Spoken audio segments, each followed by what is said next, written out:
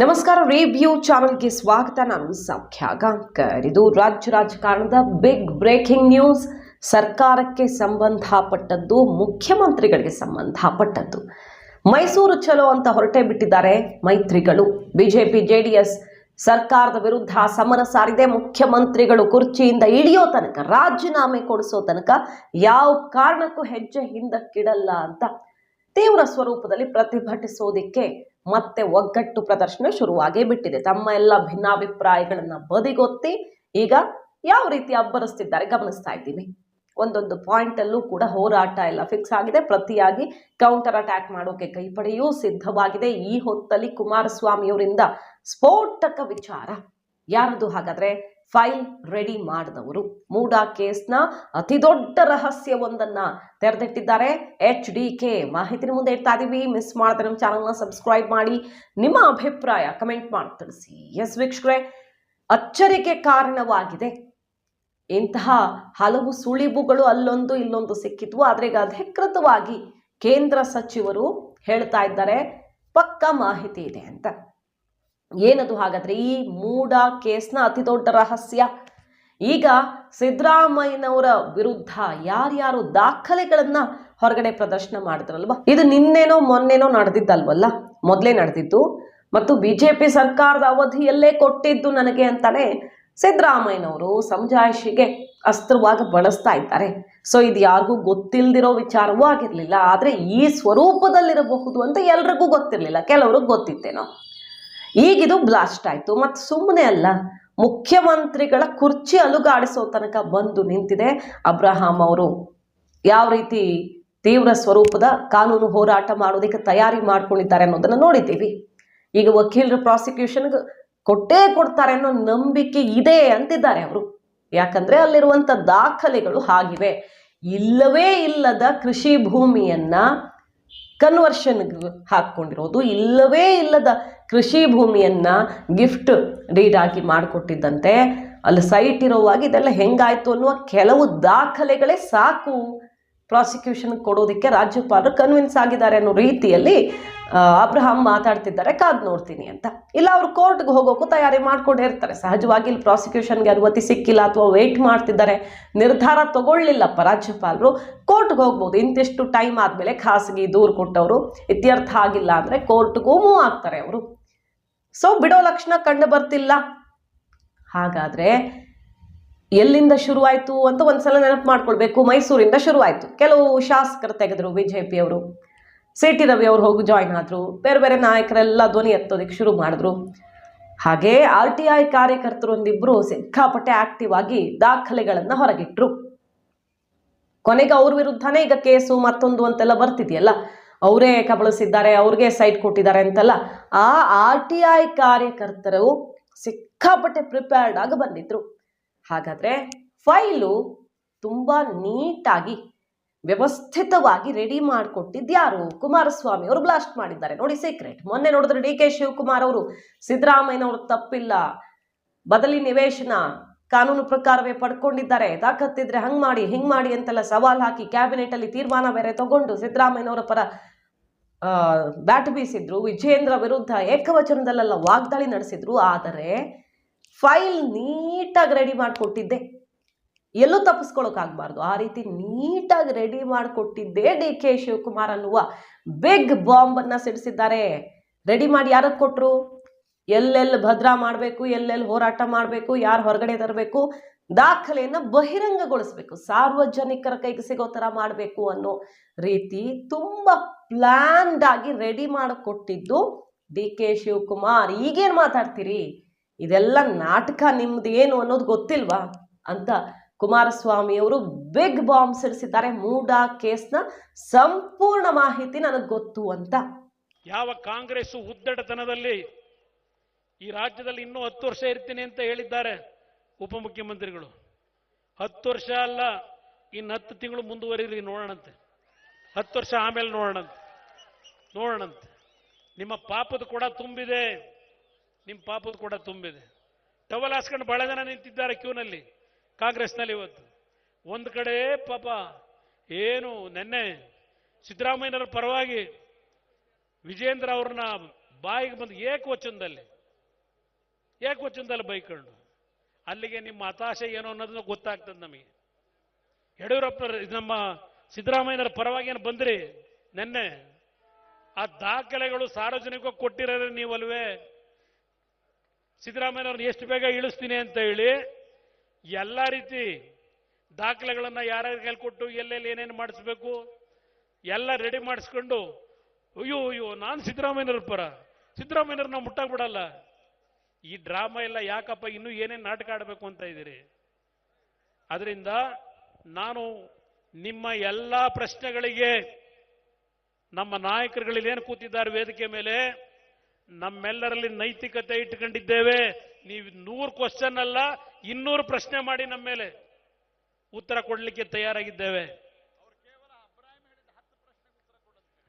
Abraham ಅವರು, ಇಲ್ಲಿ ಪ್ರಹ್ಲಾದ್ ಜೋಶಿ ಅವರು ಹೇಳ್ತಾ ಇದ್ದಾರೆ, ಅಬ್ರಾಹಿಂ ಅವರು ಹೇಳಿದ್ರಲ್ಲ 10 ಪ್ರಶ್ನೆ ಏನಿಟ್ಟಿದ್ದಾರೆ ಅದಕ್ಕೆ ಉತ್ತರ ಕೊಟ್ಟರು ಸಾಕು ಅನ್ನೋದನ್ನು ಪ್ರಹ್ಲಾದ್ ಜೋಶಿ ಅವರು ಇಲ್ಲಿ ನೆನಪಿಸ್ಕೊತಾ ಇದ್ದಾರೆ.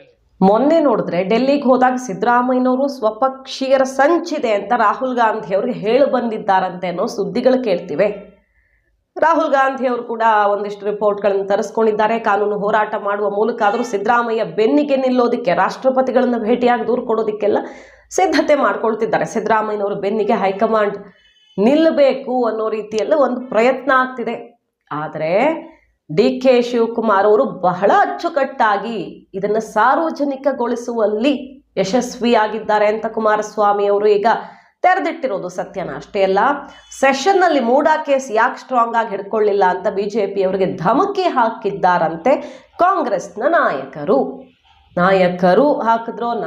ಹಾಕಿದ್ರೋ ಗೊತ್ತಿಲ್ಲ. ಒಟ್ಟಿನಲ್ಲಿ ಕಾಂಗ್ರೆಸ್ನಿಂದ BJPಗೆ ಯಾಕೆ ನೀವು ಸೀರಿಯಸ್ ಆಗಿ ತಗೊಳ್ತಿಲ್ಲ, ಇನ್ನೂ ದೊಡ್ಡ ಮಟ್ಟದಲ್ಲಿ ಎತ್ಕೋಬೇಕಿದನ್ನ ಅಂತ ಧಮಕಿ ಹಾಕಲಾಗಿದೆಯಂತೆ, ಒತ್ತಡ ಹಾಕಲಾಗಿದೆಯಂತೆ.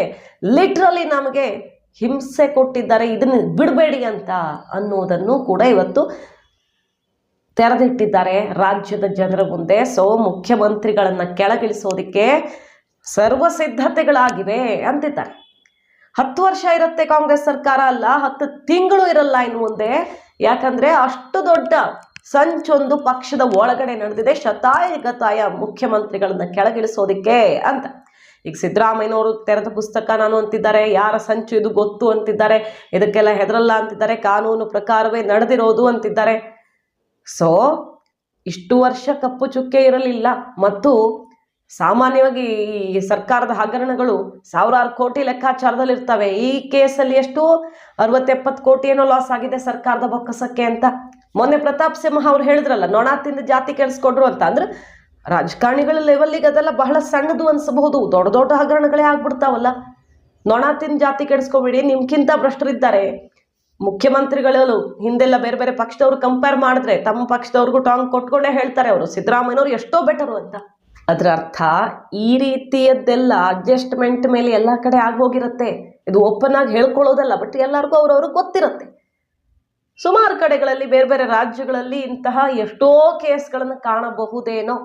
ಸುಮ್ಮನೆ ಅತಿಕ್ರಮಣ ಆಯಿತು ಅನ್ನೋದು, ಅವರಿಗೆ ಪರಿಹಾರ ಕೊಟ್ಟಿರಲಿಲ್ಲ ಅನ್ನೋದು, ಫೈಲ್ಗಳು ಎಲ್ಲೂ ಪರಿಹಾರ ಕೊಟ್ಟಿರೋದಕ್ಕೆ ಇಲ್ಲ ಆಧಾರ ಅನ್ನೋದು, ಸೈಟ್ಗಳನ್ನು ಯಾರ್ಯಾರಿಗೋ ಹಂಚೋದು, ಇಂಥದ್ದು ನಡೀತಾ ಇರುತ್ತೆ. ಆದರೆ ಮುಖ್ಯಮಂತ್ರಿಗಳನ್ನ ಬಹಳ ಪ್ಲ್ಯಾಂಡ್ ಆಗಿ ದೊಡ್ಡದೋ ಸಣ್ಣದೋ ಕೇಸು ಅಂದರೆ ಅವ್ರ ಲೆವೆಲ್ಗೆ ದೊಡ್ಡದೋ ಸಣ್ಣದೋ ಅಮೌಂಟು ಸರಿಯಾಗಿ ತಗಲು ಹಾಕಿದ್ರ ಕೈ ಮೂಲದವರೇ. ಇದು ಕುಮಾರಸ್ವಾಮಿ ಅವರು ಸಿಡಿಸಿರುವಂತಹ ಬಿಗ್ ಬಾಂಬ್. ನಮಗೆಲ್ಲ ಮಾಹಿತಿ ಇದೆ. ಈ ಸರ್ಕಾರದ ಆಯುಷ್ಯ ಏನು ಅನ್ನೋದು ನಿರ್ಧಾರವೇ ಆಗಿಬಿಟ್ಟಿದೆ ಅಂತಿದ್ದಾರೆ ಕುಮಾರಸ್ವಾಮಿ ಅವರು. ಸೊ ಕುತೂಹಲಕ್ಕೆ ಕಾರಣ ಆಗಿದೆ. ಒಂದು ಕಡೆ ಪಾದಯಾತ್ರೆ, CM ಕೆಳಗಿಳಿಸ್ತೀವಿ. ಅಬ್ರಹಾಂ ಅವರು ಹಾಕಿರುವಂತಹ 10 ಪ್ರಶ್ನೆಗಳಿಗೆ ದಾಖಲೆ ಇಟ್ಟು ಉತ್ತರ ಕೊಡ್ಲಿ ತಾಕತ್ತಿದ್ರೆ ಸಿದ್ದರಾಮಯ್ಯನವರು ಅಂತ ಓಪನ್ ಚಾಲೆಂಜ್ ಹಾಕ್ತಿದ್ದಾರೆ ಕೇಂದ್ರ ಸಚಿವ ಪ್ರಹ್ಲಾದ್ ಜೋಶಿ, ಕುಮಾರಸ್ವಾಮಿ ಸೇರಿದಂತೆ BJPಯ ಮತ್ತು JDSನ ನಾಯಕರು. ಮತ್ತೊಂದು ಕಡೆ ಅಬ್ರಹಾಂ ಅವ್ರನ್ನ ಈ ಹೋರಾಟದಲ್ಲಿ ರಾಜ್ಯಪಾಲರಿಗೆ ದೂರು ಕೊಟ್ಟಿರುವಂಥ ಅಬ್ರಹಾಂ ಅವ್ರನ್ನ ಫ್ರಾಡ್ ಅಂತ ಕರೆಯಲಾಯಿತು. ಫ್ರಾಡ್ ಅಂದಿದ್ದಕ್ಕೂ ಕೂಡ ಕೇಸ್ ಹಾಕ್ತೀನಿ, ನೀವು ಸರಿಯಾಗಿ ಉತ್ತರಿಸಿ, ಅದಕ್ಕೆ ಏನಕ್ಕೆ ಫ್ರಾಡ್ ಅಂದ್ರಿ, ದಾಖಲೆ ಕೊಡಿ ನೋಡೋಣ, ಇಲ್ಲ ಕ್ಷಮೆ ಯಾಚಿಸಿ ಅಂತ ಎಚ್ಚರಿಕೆ ಕೊಟ್ಟು ಈಗ ಕಾನೂನು ಹೋರಾಟ ಅಲ್ಲೂ ಮಾಡೋದಕ್ಕೆ ಮುಂದಾಗ್ತಿದ್ದಾರೆ. ಇದು ಅಷ್ಟು ಸ್ಪಷ್ಟವಾಗಿರುವ, ಎಂಥವರಿಗೂ ಅರ್ಥವಾಗಿರುವ ಕೇಸು. ಇಲ್ಲಿ ಡೌಟೇ ಇಲ್ಲ, ಪ್ರಾಸಿಕ್ಯೂಷನ್ಗೆ ಅನುಮತಿ ಕೊಡೋದು ತುಂಬ ಸಿಂಪಲ್ ಆಗಿದೆ ಅನ್ನೋ ರೀತಿ ಹೇಳ್ತಿದ್ದಾರೆ. ಕಾಯ್ತಿದ್ದೀನಿ, ರಾಜ್ಯಪಾಲರ ಅನುಮತಿಗೆ ವಿಶ್ವಾಸದಲ್ಲಿದ್ದೀನಿ ಅಂತ. ಸೊ ಮುಖ್ಯಮಂತ್ರಿಗಳಿಗೆ ಸಂಕಷ್ಟ ಕಟ್ಟಿಟ್ಟ ಬುತ್ತಿಯ. ಯಾಕಿಷ್ಟು ಟೆನ್ಷನ್ ಆಗಿದೆ ಸಿದ್ದು ಬಣ ಅಂತ ಕೇಳಿದ್ರೆ ತೋರಿಸ್ಕೊಳ್ಳೋ ಹಾಗೂ ಇಲ್ಲ. ಅಕಸ್ಮಾತ್ ಅವ್ರಿಗೂ ಗೊತ್ತಿರೋದೇ ಹೌದಾದ್ರೆ ತಮ್ಮ ಪಕ್ಷದಿಂದನೇ ಪ್ಲಾನ್ ಆಗಿದೆ ಅಂತ ಕೇಳಿ ಬರ್ತಿದೆಯಲ್ಲ, ಕೈಪಾಳ್ಯದಲ್ಲೂ ಮಾತುಗಳು ಕೇಳಿ ಬರ್ತಿದ್ದಾವೆ. ಬರೀ ಮೂಡ ಅಷ್ಟೇ ಅಲ್ಲ, ಈ ವಾಲ್ಮೀಕಿ ಹಗರಣ ಇದೆಯಲ್ಲ ಅಲ್ಲೂ ಕೂಡ ಸಿದ್ದರಾಮಯ್ಯನವರ ವಿರುದ್ಧ ಸಂಚಾಗಿದೆ ಅಂತಾನೆ ಆರೋಪಗಳು ಕೇಳಿ ಬಂದವು ಕೈಪಾಳ್ಯದಿಂದ. ಅಂದ್ರೆ ವರದಿಗಳಾಗಿದ್ದಾವೆ ಕೆಲವು ಕಡೆ, ಅಂಥ ಮಾತುಗಳು ಮೂಲಗಳಿಂದ ಸದ್ದು ಮಾಡಿದ್ದಾವೆ. ಯಾರು ಅಧಿಕೃತವಾಗಿ ಬಂದು ಸ್ಟೇಟ್ಮೆಂಟ್ ಕೊಡಲ್ಲ. ಮೂಡ ಒಂದೇ ಅಲ್ಲ, ವಾಲ್ಮೀಕಿ ಕೇಸ್ನಲ್ಲೂ ಸಿದ್ದರಾಮಯ್ಯನವ್ರ ವಿರುದ್ಧ ಸಂಚಾಗಿದೆ ಅಂತ. ನೋಡಿ, ಈಗ ಎರಡೂ ಕೇಸು ಕುತ್ತಿಗೆಗೆ ಬರ್ತಿರೋದು ಯಾರಿಗೆ? ಮುಖ್ಯಮಂತ್ರಿಗಳಿಗೆ. ಓಕೆ, ಹೈಕಮಾಂಡು ಎಲ್ಲರೂ ಇದ್ದಾರೆ, DCM ಇದ್ದಾರೆ, CM ಇದ್ದಾರೆ ಅಂತ ಒಂದೋ ಎರಡೋ ಸಲ ಹೇಳ್ಬಹುದು. ಬಟ್ ಹಣಕಾಸು ಇಲಾಖೆ ಯಾರ ಹತ್ರ ಇದೆ ಅನ್ನೋದೇ ಅಲ್ವಾ ನೇರವಾಗಿ ಇಡಿ ಎಂಟ್ರಿ ಆಗಿರೋದ್ರಿಂದ ಕುತ್ತಿಗೆಗೆ ಬರೋದು ಯಾರಿಗೆ? ಒನ್ಸ್ ಅಗೇನ್ ಸಿದ್ದರಾಮಯ್ಯನವ್ರಿಗೆ. ಈಗ ಹಣಕಾಸು ಇಲಾಖೆ IAS ಆಫೀಸರ್ಸ್ನ ಇಡಿ ವಿಚಾರಣೆಗೆ ಒಳಪಡಿಸಲಿದೆ. ಆಗ ಯಾರಿಗೆ ಸಂಕಷ್ಟ? ಮತ್ತೆ ಸಿದ್ದರಾಮಯ್ಯನವ್ರಿಗೇನೆ. ಮೂಡ ಕೇಸ್ನಲ್ಲಂತೂ ಸಿದ್ದರಾಮಯ್ಯನವರ ವಿರುದ್ಧವೇ ಈಗ ಉರುಳು ಬಿಗಿ ಆಗ್ತಿರೋದು. ಹಾಗಾಗಿ ಬಹಳ ವ್ಯವಸ್ಥಿತವಾಗಿ ಅಚ್ಚುಕಟ್ಟಾಗಿ ಕೈಪಾಳ್ಯದವರೇ ವಿರೋಧ ಪಕ್ಷಗಳಿಗೆ ದಾಖಲೆಯನ್ನ ಕೊಟ್ಟು, ಹೋರಾಟ ಮಾಡೋರಿಗೆ ದಾಖಲೆಯನ್ನ ಕೊಟ್ಟು, ಇನ್ನು ಬೇರೆ ಬೇರೆಯವ್ರಿಗೆ ದಾಖಲೆಯನ್ನ ಕೊಟ್ಟು ಬೆನ್ನು ತಟ್ಟಿದ್ದಾರ. ಈಗ ಅನುಮಾನ ಬರಬಾರ್ದು ಅಂತ ಹಿಂಗೆಲ್ಲ ನಾಟಕ ಆಡ್ತಿದ್ದಾರೆ ಅಂತ ಕುಮಾರಸ್ವಾಮಿ ಅವ್ರು ಹೇಳ್ತಿರೋದು. ವಿಜಯೇಂದ್ರಗೆ ಏಕವಚನದಲ್ಲಿ ಮಾತಾಡ್ತಾರೆ, ಇನ್ನೊಬ್ರಿಗೆ ಯಾರಿಗೋ ಅಬ್ರಹಾಂ ಅವ್ರಿಗೆಲ್ಲ ಸಿಕ್ಕಾಪಟ್ಟೆ ಬೈದ್ರಲ್ಲ DK ಶಿವಕುಮಾರ್ ಅವರು. ಇವೆಲ್ಲ ನಾಟಕ. ಯಾರ್ಯಾರಿಗೆ ಏನೇನು ಕೊಡಬೇಕೋ ಅದನ್ನು ತುಂಬಾ ಚೆನ್ನಾಗಿ ರೆಡಿ ಮಾಡಿಸಿದ್ದೇ DK ಶಿವಕುಮಾರ್ ಅನ್ನೋದು ಈಗ ರಾಜಕಾರಣದಲ್ಲಿ ಸಂಚಲನ ಸೃಷ್ಟಿ ಮಾಡ್ತಿದೆ. ಸಿದ್ದರಾಮಯ್ಯನವರು ಇದನ್ನ ಊಹೆ ಮಾಡೂ ಇರ್ಲಿಲ್ವಾ? ಎಂತೆಂಥದ್ದೋ ಕೇಸ್ ಇರುತ್ತೆ, ಆದ್ರೆ ಈ ಕೇಸಲ್ಲಿ ನಾನು ತಗಲು ಹಾಕ್ಕೊಳ್ಬಹುದು ಈ ರೀತಿ ಅಂತ ಯೋಚಿಸಿಯೂ ಇರಲಿಲ್ವಾ? ನೋಡೋಣ ಇದನ್ನು ಯಾವ ರೀತಿ ಎದುರಿಸ್ತಾರೆ ಸಿದ್ದರಾಮಯ್ಯನವರು. ಗೆದ್ದು ಬರ್ತಾರ, ಮತ್ತಷ್ಟು ಸ್ಟ್ರಾಂಗ್ ಆಗಿ ನಿಲ್ತೀನಿ ಅನ್ನೋ ಆತ್ಮವಿಶ್ವಾಸದ ಮಾತುಗಳನ್ನು ಆಡ್ತಿದ್ದಾರೆ. ಬಟ್ ಸೇಮ್ ಟೈಮ್ ಅಷ್ಟೇ ಭಯವೂ ಕಾಡ್ತಾ ಇದೆ. ಮಾಹಿತಿ ನಿಮ್ಗೆ ಇಷ್ಟ ಆಗಿದ್ರೆ ಮಿಸ್ ಮಾಡದೆ ನಮ್ಮ ಚಾನಲ್ನ ಸಬ್ಸ್ಕ್ರೈಬ್ ಮಾಡಿ, ನಿಮ್ಮ ಅಭಿಪ್ರಾಯ ಕಮೆಂಟ್ ಮಾಡಿ ತಿಳಿಸಿ. Thank you.